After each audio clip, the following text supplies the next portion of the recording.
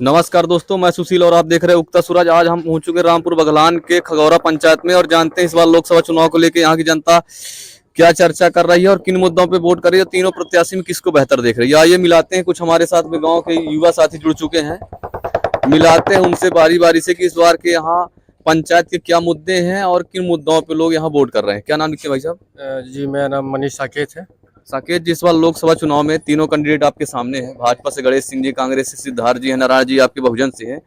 तीनों प्रत्याशी में आप किनको बेहतर देख रहे हैं? मैं कांग्रेस के जो प्रत्याशी हैं डब्बू भैया, मैं उनको मानता हूँ क्योंकि दावर नेता हैं और अच्छे नेता हैं, युवा है। और अभी तक मैं बात करूँ सतना लोकसभा क्षेत्र से, ऐसा कोई नेता नहीं है जो जमीनी स्तर से और समाज को साथ ले चलने का भाव रखता हो। हाँ, जितने भी नेता अभी तक आए, जितने नेता अभी तक आए हैं वो सिर्फ चोर, लुटेरे और पार्टी के नाम से, समाज के नाम से, जाति के नाम से वोट लेना उन्होंने अपने आप को धरा है और विकास के रूप में अपने आप को प्रेजेंट नहीं किया। इसलिए मुझे लगता है कि डब्बू भैया भी अच्छे नेता हैं और मुझे लगता है कि उन्हीं को समर्थन मिलना चाहिए। और जीतो प्रत्याशी है वो विधायक का चुनाव जीते। और मैं मानता हूँ कि कांग्रेस पार्टी ने उन्हें 4 बार मौका दिया। 2018 में डब्बू भैया, फिर महापौरी को टिकट मिली, फिर विधायक का मिला और फिर अब लोकसभा का मिल रहा है। तो कहीं ना कहीं मैं मानता हूं कि कांग्रेस पार्टी उन पर भरोसा रखती है, तभी तो उन्होंने इतना बड़ा कदम उठाया है कि जो आने वाले समय में वो लोकसभा का जीत कर हमारे सामने आए और हम उनके परचम को लहराएं। जी, जैसे आप साकेत जी हैं, साकेत जी हम देख रहे हैं कि ज्यादातर जो वोटर होती हैं ये बहुजन वोटर होती हैं जी। तो जो आपकी पंचायत है, आसपास के और पंचायतों में घूमते होंगे, तो ये जो बहुजन वोटर है वो क्या निर्णय ले रही है इस बार? देखिए क्या है कि अगर हम बात करें हर पंचवर्षीय जो चुनाव होते हैं, लोकसभा का हो, विधानसभा को, तो हमने देखा है कि, और आपने भी देखा होगा कि जाति का मुद्दा अक्सर रहा है।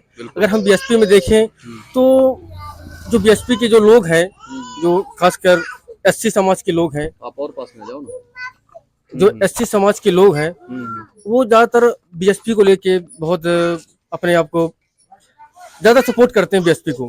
पर मैं उनसे कहना चाहता हूं कि बीएसपी को सपोर्ट करना कोई गलत नहीं है, लेकिन अगर कोई ऐसा नेता मिले जो बीएसपी को ले चलने का भाव रखे, ऐसा नहीं कि बीएसपी में आओ फिर चले जाओ। जैसे हमने देखा अभी महापौरी चुनाव हुआ, शहीद अहमद जी को लड़ाया गया और फिर वो हार गए, फिर पुनः कांग्रेस में चले गए। अगर ऐसे, और नारायण त्रिपाठी हैं जो लोकसभा प्रत्याशी के रूप में बीएसपी से आए, और मैं मानता हूं कि अगर जीत भी जाएंगे और हार भी जाएंगे तो पुनः वो अपना बीएसपी छोड़ के चले जाएंगे। तो ऐसे लोगों को चुनना मुझे लगता है कि कोई सही नहीं है। और डब्बू भैया भरोसेमंद व्यक्ति हैं और उन्हीं को आपके कहने का जो बहुजन वोटर है, वो नारायण जो प्रत्याशी बहुजन को उन पे भरोसा नहीं जता पा रही है। जी, अगर जिता भी रही है आ रही है, नारायण त्रिपाठी आ रही है। देखिए बोल रहे हैं ना, वो जो लोग नारायण त्रिपाठी आ रहे हैं, देखिए जो लोग वोट कर रहे हैं, जो बीएसपी को वोट कर रहे हैं, वो जाति के नाम पे कर रहे हैं। और मैं स्वयं अम्बेडकरवादी हूँ, लेकिन अम्बेडकरवादी होने का अर्थ थोड़ी है कि मैं बीएसपी को पकड़ चलूं। मैं विकास को लेकर चलूंगा, मैं नई विचारधारा को लेकर चलूंगा, मैं बुद्ध के मार्ग पे चलूंगा। और डब्बू भैया आज अगर बुद्ध के मार्ग पे चलने वाला कोई व्यक्ति है तो वो है हमारे डब्बू भैया। वो स्वयं ओबीसी है, ओबीसी वर्ग से आते हैं, बुद्ध के मार्ग चलने वाले व्यक्ति हैं, स्वयं अम्बेडकरवादी भी हैं। ऐसा नहीं है कोई अगर झंडा लेके चलने वाला व्यक्ति तो नहीं मानते ना कि वो अम्बेडकरवादी ही उसके लिए चले। और नारायण त्रिपाठी जो आज हम अगर बीएसपी की बातें करते हैं, बीएसपी के लोग हैं, बीएसपी की विचारधारा पे आज नारायण त्रिपाठी खड़े नहीं उतरेंगे। अगर कल आरक्षण की बात आएगी तो स्वयं सबसे पहले वो विरोध करेंगे और उसका समर्थन करने वाले जो हैं आरक्षण को लेके वो है हमारे डब्बू भैया रहेंगे, क्योंकि स्वयं वो पिछड़ा वर्ग से आते हैं और युवा नेता हैं और समाज को साथ ले चलने का भाव रखते हैं। और मैं उनसे व्यक्तिगत रूप से मिला हूं और मैं उनका स्वभाव देखा हूं, तो वो मुझे लगता है कि डब्बू भैया के अलावा कोई ऐसा नेता है ही नहीं है जिसको मैं उनके जगह किसी और को देखूं। 4 बार के सांसद हैं माननीय गणेश सिंह, उनको 5वीं बार टिकट मिली। उनका कार्यकाल कैसा रहा आपके पंचायत में? देखिए मेरे हिसाब से संतोषजनक नहीं है, इसलिए मैं उनकी जगह डब्बू भैया को रेफर करूंगा। और मुझे नहीं लगता गणेश सिंह जी को दोबारा उन्हें लोक प्रत्याशी बनना चाहिए लोकसभा का, और बनना चाहिए तो उनको मेरे हिसाब से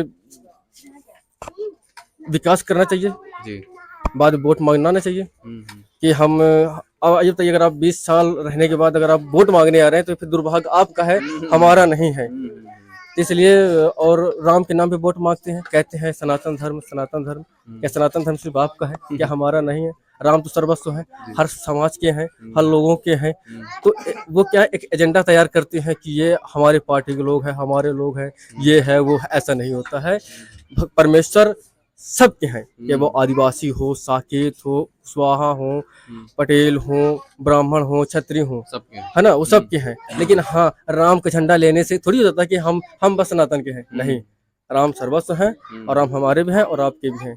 राम के लिए आप बस ने खून नहीं बहाया है, ना आप बस संघर्ष नहीं किए हैं, हर जनमानस संघर्ष किया है। कोई मन से किया है तो कोई तन से किया है, कोई धन से किया है। हमारे पास धन नहीं है, लेकिन हम मन और तन जो भी हमारे पास है, जिसमें हम सामर्थ्य अपने आप को मानते हैं, उस रूप में हम अपने को प्रेजेंट कर रहे हैं। धन तो नहीं है, लेकिन तन और मन प्रभु के प्रति समर्पण है। बस इतना ही कहूँगा। और तो ज्यादातर आपके पंचायत में कितनी वोटें होंगी टोटल?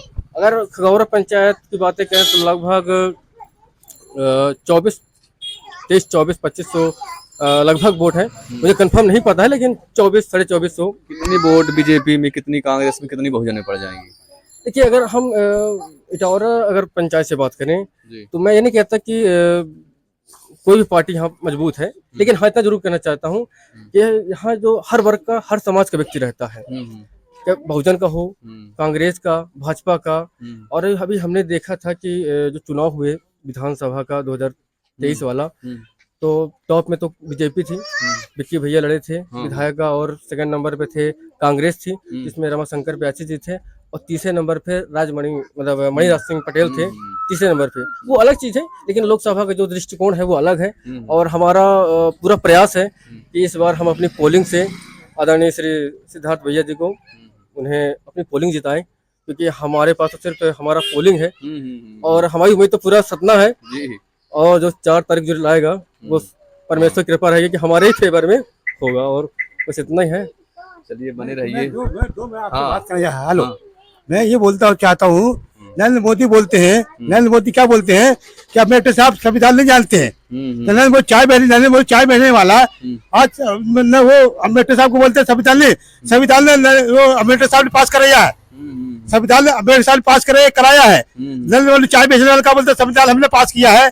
तो कब किया पास किया, इसलिए बताइए हमको, ये बताइए, ये बताइए। नरेंद्र मोदी बताइए, नरेंद्र मोदी चाय बेचने वाला आज कहता हम प्रधानमंत्री है, लेकिन ठीक कर रहा, ठीक है, लेकिन क्या कर नौकरी नहीं दे रहा है, बेरोजगार हम लोग भीख मांगते हैं, हम लोग गरीब कहाँ जा, बताओ पहले बताओ। मैं जबलपुर रहने वाला, जबलपुर मध्य प्रदेश रहने वाला हूँ। मैं ये बोलता, नरेंद्र मोदी क्या बोलता है कि अम्बेडकर साहब भीमराव पटेल ने संविधान नहीं पास हमने किया है, लेकिन भीमराव पटेल पास किया है संविधान पे, उसने पास किया है। इनके चाय पीने क्या जान लीजिए, 10 साल पहले बनते थे, 10 साल में संविधान हो गया। उनको बताइए, हमको बताइए ना, हमको बताइए, बताइए ना। हमने बेरोजगार बोले 400 देंगे, 400 कहाँ दे रहे, 400 कहाँ दे रहे बताइए। ये प्रधानमंत्री बोल रहा है, प्रधानमंत्री मोदी बोल 400 नहीं, कहाँ 400 कहाँ दे रहा है। जब आके देखिए ना, हम लोग रोड पे भागते हैं दो ना 400 दे हमको। जब तक जानते कि तुम मोदी प्रधानमंत्री हो, ऐसे नहीं वैसे करते बताओ। जब तक तुमको वोट दे आज तुमने सड़कें बनवा दी, तो तुम पैसा तुमने अपने पास लिए, शासन पैसा लगा रहे, और हम लोग पैसा हम लोग पैसा लगा रहे हैं, और कुछ नहीं। तुम्हारे पैसे नहीं, तुम्हारे आज तुम चाय बेचने वाले, और तुम प्रधानमंत्री 80 लाख का सूट पहने, 20 लाखों गाड़ी में चल रहे, तो हम लोग पैसा गरीब पैसा खुद पैसा वाले प्रधानमंत्री पैसा लिए। नरेंद्र मोदी चाय बेच ले, क्या बोलता है, हमने गाड़ी चल रहे, हम लोग पैसा लोग कुछ उसको पैसा नहीं बता रहे। कहा भी अयोध्या मंदिर बन रहा है, तो कितना पैसा दिया रहे, पूरे कितना करोड़ रुपया है, करोड़ रुपया बताओ ना, कहाँ गया बताओ ना। अपने राम मंदिर बनाया, बनवाया, राम मंदिर बोर्ड मांग रहे, तो पैसा बताओ ना, कहाँ गया तुम्हारा पैसा, कहाँ गया बताओ ना।